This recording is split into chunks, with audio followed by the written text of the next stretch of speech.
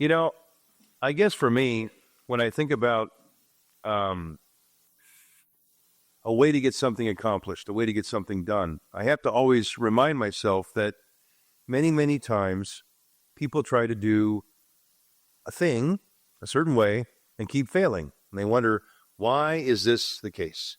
Why is this happening? What am I doing wrong? So we think about, as an example, certain great medical uh, innovations that were trying to be figured out for years. How am I going to properly help this person to become healthy? So as an example, there were surgeries that were failing constantly. Okay, this poor thing has a bad heart. What do we do? And when a man actually starts to realize, wait a minute, it's right here in front of me what we have to do. In order to do this properly, I have to do this, or I can't help this man to live a healthy life. And once a man realizes that the proper path to the success of that surgery is this, it becomes the norm, it becomes the standard, right? Now, a lot of individuals nowadays, especially, as I'm sure you are aware, are trying to figure out what is the path to heaven. Okay, they say, well, if I make a personal declaration, okay, if I have a personal declaration, when I'm in an emotional high, then obviously I'm on the right path. But are you? Because does that not wear off, right? Oh, I don't know. I'm in love, love, love, love, love, love, blah, blah, blah, blah, blah. And it eventually wears off, and you wonder, well, now what do I do? I'll go somewhere else. Maybe I'll find it there. And it wears off. Because there really is only one path to salvation. And it's very, very clear if you think about it. But for a lot of people, it's not what they want, because it requires them to work to get there. You know, a lot of people will say, you know, I used to be a Catholic, but in fact, I just heard this on Monday. It was rather comical and kind of sad at the same time. For some reason, modern men have no problem coming up to priests and Catholic and declaring to them their happiness about being Protestant. I have no idea why. I don't know. You know, we all know how the progression happens, right? I was born, I went to St. Bruno's, I was baptized at St. Bruno's, I went to 13 years of school at St. Bruno's, I went to St. So-and-so college, and then I met the most beautiful woman, and her and I became members of a heretical cult, and we're both going to hell. I'm sorry, what was that last part that they don't talk about? I'm sorry, my mistake. But is that not what the case is? There is no salvation outside the Catholic Church. I said to this gentleman, I said, well, you know, you still are a Catholic, sir. Well, I know, once a Catholic, always a Catholic, blah, blah, blah. I thought, well, once a Catholic, always a Catholic, is it the truth? Once a Catholic, always a Catholic. The road to salvation is through the church. You know, when St. John was talking in the desert, he did not say, oh, by the way, just want to let you know, you can imagine how funny this would have actually been. There are many, many ways to go to heaven, okay? You can do Buddha mantra, or you can be a Hindu, or you can be a Protestant, or a Mormon, or even if you want to go over the top, be a good Jew. Fine. Those are all ways to heaven. Or, you know, if you really want to be a little bit more hardcore, well, there's the Jesus Christ. What?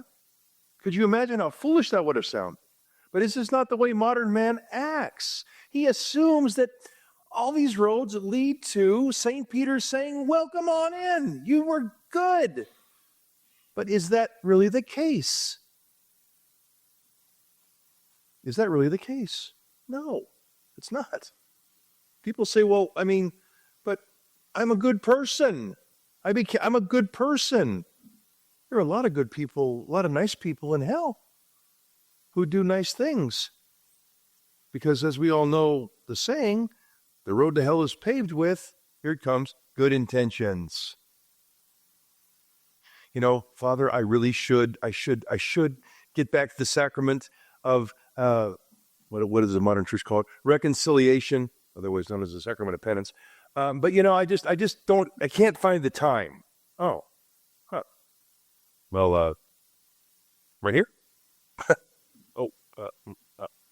Some other time.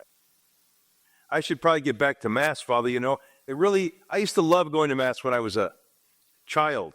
Well, I can tell you the Mass times. Are you trying to justify to me that you still think you're a good Catholic in your mind, even though you haven't been to Mass or received the sacraments in years? Because what we are pretending to do is not going to lead us to salvation. We have to be aware of that. We have to be very, very careful. But we understand this, my dears. There's one path that leads to eternal salvation, and that's it. St. John is so clear. He says, from the prophet Isaiah, I am the voice crying in the wilderness. Can you imagine if that was the case? If somebody's yelling, hey, wait a minute. 7, 9, 11, and 5.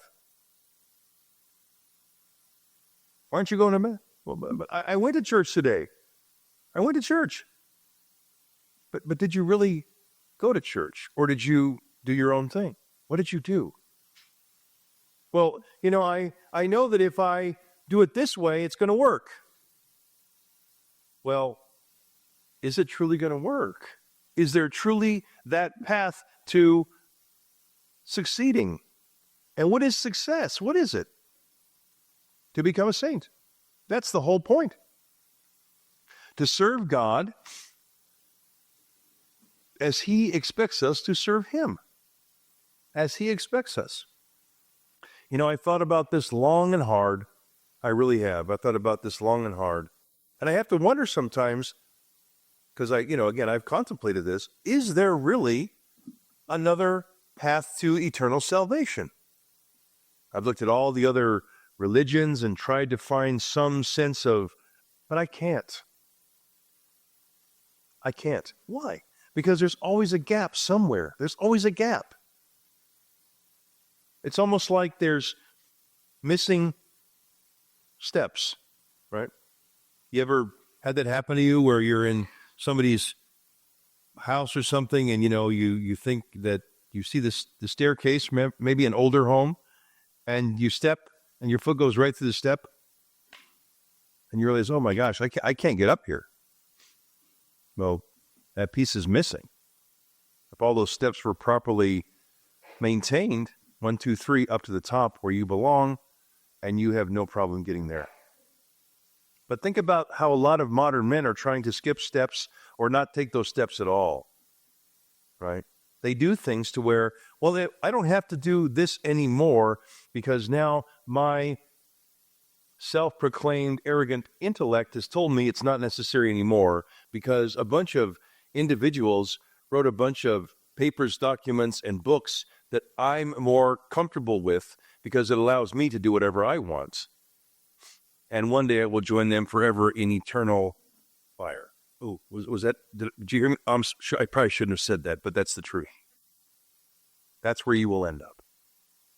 If we do not follow the proper order of our Lord, that's it. We can make excuses all day long. Remember last Sunday what they asked St. John? What'd they ask him? Who are you? Are you Isaiah? Nope. Jeremiah? No. Are you the Messiah? No. I am the voice crying in the wilderness, prepare the way of the Lord. I am not worthy to unloosen the buckles of his sandals. And this is the great St. John the Baptist. My dears, we are so fortunate to be Catholics. And although there are going to be those that are going to try and deceive us, especially those of you who are younger, okay, The younger ones are the ones who are the fodder for the wolves, right? We have to remember that we are the fortunate ones.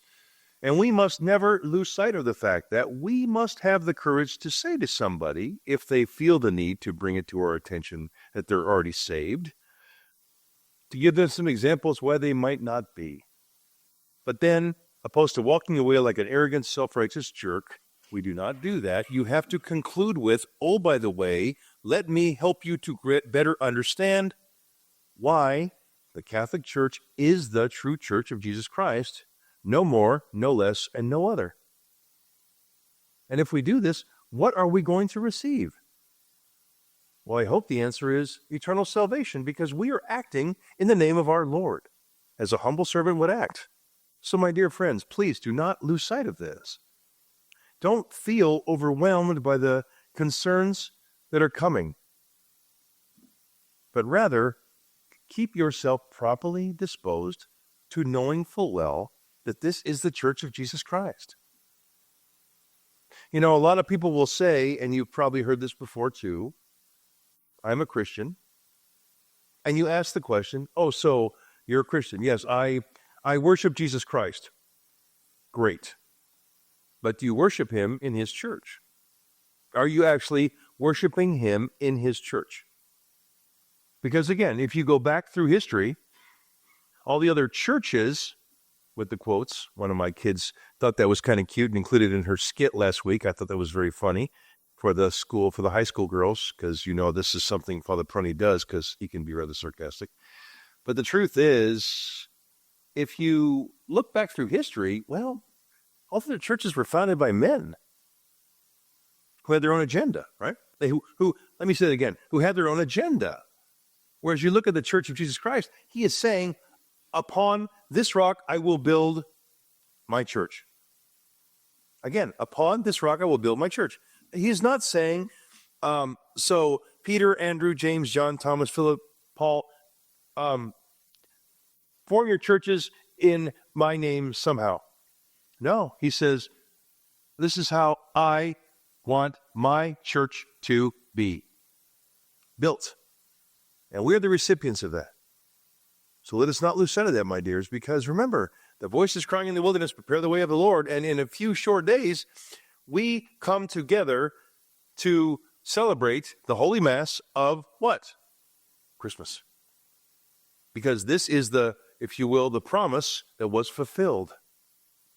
It was fulfilled. This is what our Lord prophesied for all of those years before. And the promise was fulfilled. Here's the promise, I will become man. I will be born through the womb of the Blessed Virgin Mary, which of course our Lord was. So may God bless you, my dears. I hope you have a wonderful end of the Advent season. And let us prepare the way of the Lord. Let us prepare the way of the Lord.